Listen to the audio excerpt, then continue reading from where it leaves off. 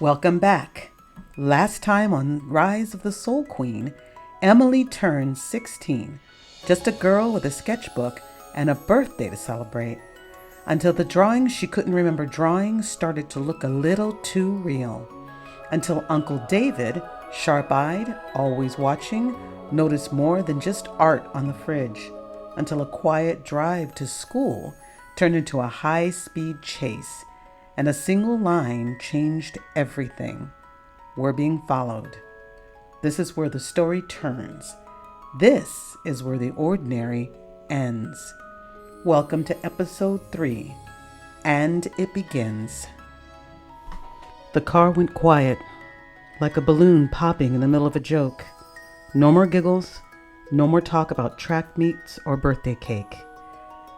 Brian twisted in his seat, peering through the rear window. Wait, seriously? Who would be? David made a hard right. Tires screamed. Logan slammed into the door with a yelp. Whoa! Zoe grabbed the overhead handle. Okay. This is weird, Uncle David. Is this a prank? Andrew asked, trying to stay calm. Like some FBI training thing? No prank, David muttered, his eyes locked on the road. His hands moved with precision, tapping a hidden panel beneath the dash. It beeped, and a low mechanical chime followed. What was that? Emily's voice was high, her heart pounding. Where are we going? Redirect, David said, his voice low, flat, control. Find safe route. Everyone, stay low. Another turn, and another. The kids bounced between doors and seats like rag dolls. Get on the floor, David barked. Should we call someone? Zoe fumbled through her pack for her phone. No phones, he snapped. They'll ping the signal. Just move. Down. Move now. Emily stared at him. This wasn't the uncle who made her pancake art or binge-watched dumb reality shows when she was sick. This was someone else. Laser sharp, cold, in charge, different. Uncle David? Who's following us? Focused, silent, then, people I hoped we'd never see again. Not yet. His voice softened, just barely. Please, Emmy, get on the floor. Andrew reached up and gently pulled Emily beside him. I've got her, Uncle David, he said, calm, like a guard. David didn't answer. He just drove.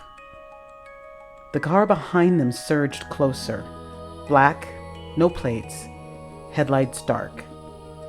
They're gaining, Brian called from the floor, peeking over the seat. Oh crap, they're right there. David didn't flinch.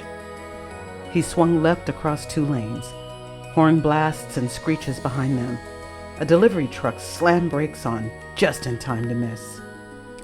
Logan screamed, You're gonna kill us! No, David said, steel in his voice. I'm gonna keep you alive. Just stay down.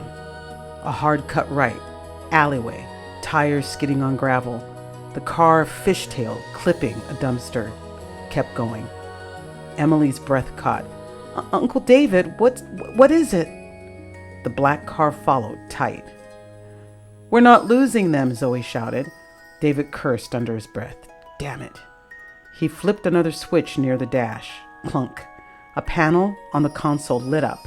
Diagnostic screens, a GPS scrambling matrix, and a pulsing sensor. Rerouting visual tags. Let's make this harder. He floored it. They flew out of the alley across the narrow intersection. Crash! A silver sedan clipped their tail. Sparks flew, metal screamed. David whipped the wheel. The car lurched, barely missing a row of parked cars. Behind them, the black car swerved, but recovered. Uncle David, Emily shouted. I see it, he snapped. Everybody stay down. He made a split-second turn into an underpass tunnel, headlights bouncing off graffiti-scarred walls. The air felt tighter, claustrophobic. Andrew held on to Emily. Logan had his hands over his head. Brian was breathing like he'd just run a marathon. Zoe, her head buried in his chest. They're still there, she whispered. David's eyes glanced in the rearview mirror. They won't be for long. The tunnel opened up to a narrow split. One path sloped toward traffic, the other curved sharply between two abandoned buildings. David made the choice in a blink. He yanked the wheel and drifted the car into the alley, tires screaming, the vehicle tipping slightly before righting itself.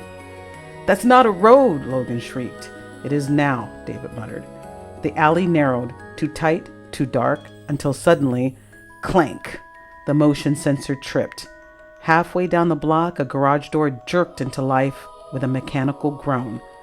"The heck?" Brian started to say, but David hit the gas. The car surged forward, then skidded into a tight, controlled slide. Sparks flew as metal scraped concrete. The rear bumper clipped a trash can, sending it spinning into the curb. Black plastic and fast food wrappers burst into the air like confetti. Inside the garage, fluorescent lights began to come to life, revealing a hidden space that looked nothing like a residential workshop. Everything gleamed: steel shelves, labeled bins, and a workbench that wouldn't look out of place in a military ops center. David's car shot through the entrance and came to a stop sideways across the polished concrete. Tires squealed. The smell of burned rubber trailed behind them. The garage door rumbled shut just as the shadow of the black sedan reached the threshold. It shut. Darkness swallowed them. Silence. No one breathed. David turned the engine off. The sudden hush was deafening. Then, his voice low and sharp. "Stay down. No one moves." He opened the door with a slow, planned move, like someone trained to expect the worst.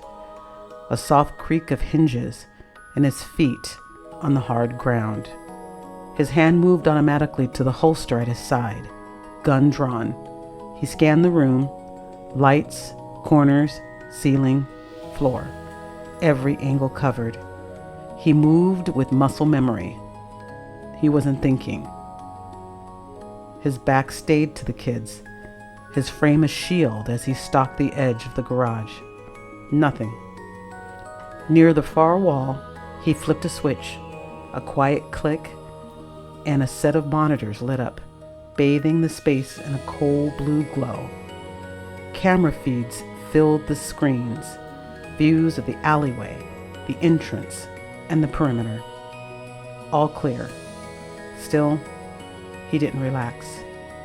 He positioned himself in front of the garage, gun lowered but still ready, listening, calculating.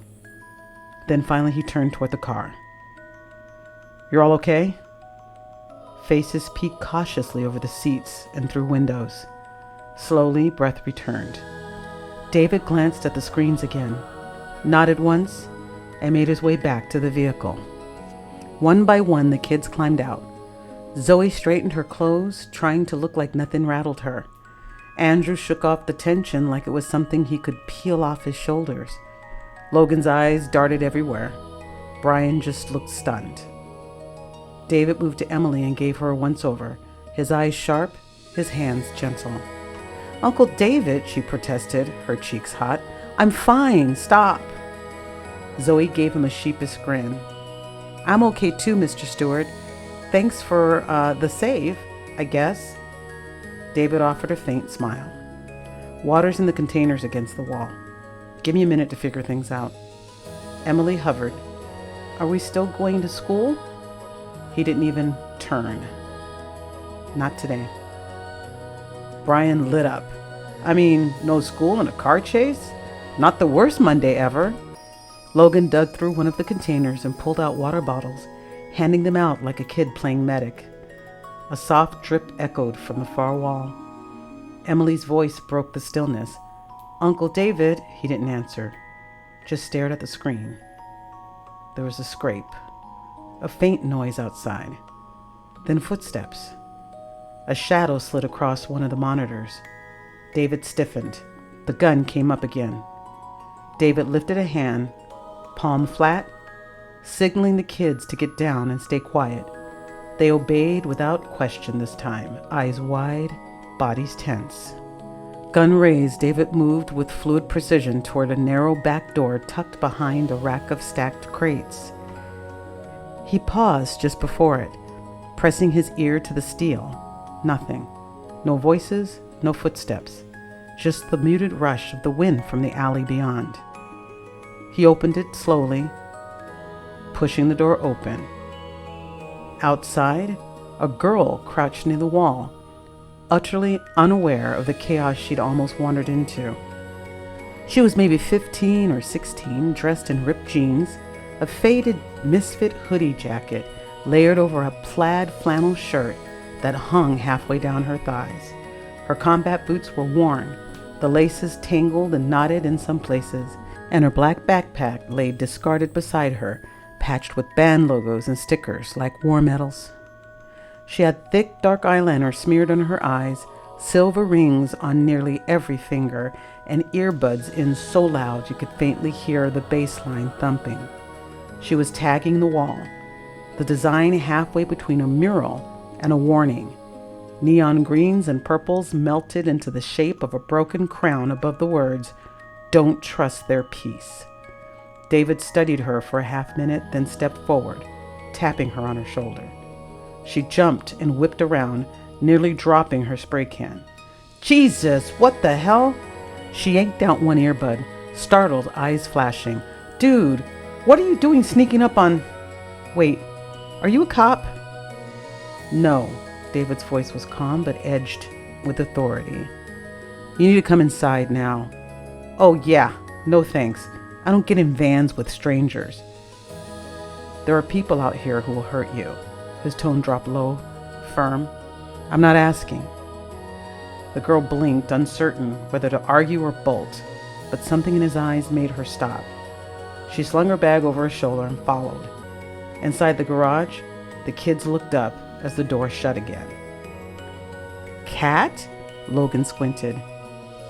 "Oh my God," Zoe muttered. "You know her?" "Yeah, she hangs out at the skate park behind the gym," Brian added. "She's kind of, intense." Kat gave them a flat look. "Thanks." Zoe grinned. "Oh, you're the one who stole the principal's lawn gnome last year." "That gnome had it coming," Kat sneered. Kat stood near the back wall, taking everything in. Her posture was guarded, arms crossed, but there was curiosity in her eyes too. "Okay, so what did I just walk into? You guys in trouble or part of some secret agent training thing I didn't get invited to?" David didn't answer. He was looking up. There, just above them, came a sound. Soft at first, but distinct. A thump, a scrape, a creak. The ceiling. David stepped forward, eyes locked on the skylight. His free hand signaled the kids again, tighten up, stay together, then opened his mouth to speak, but then crash. Glass shattered above them. A blur of movement dropped through the skylight like a missile. A woman landed in a crouch, one hand on the floor, the other already reaching behind her back for a blade. She was tall, easily close to 6 feet, with long legs and shoulders built for survival, not training. Her skin was the color of burnished caramel, glowing under the overhead lights. She was beautiful, but not the fragile kind. Her face was all edges and intensity, like someone sculpted by battle and never smoothed back. A sweep of dark, wind-tossed curls framed her face, strands lifted slightly as she rose, a cloak flaring behind her like liquid smoke. Her clothes were tactical but worn, fitted pants, boots that had seen 100 roads. A dark vest layered over a sleeved tunic with frayed seams. A utility belt was cinched tight at her waist, and the handle of a blade glinted at her back. Every muscle was coiled and ready. She stood to her full height, chest heaving once. Then her eyes found David's. "Get away from her," she shouted, and without hesitation, she charged.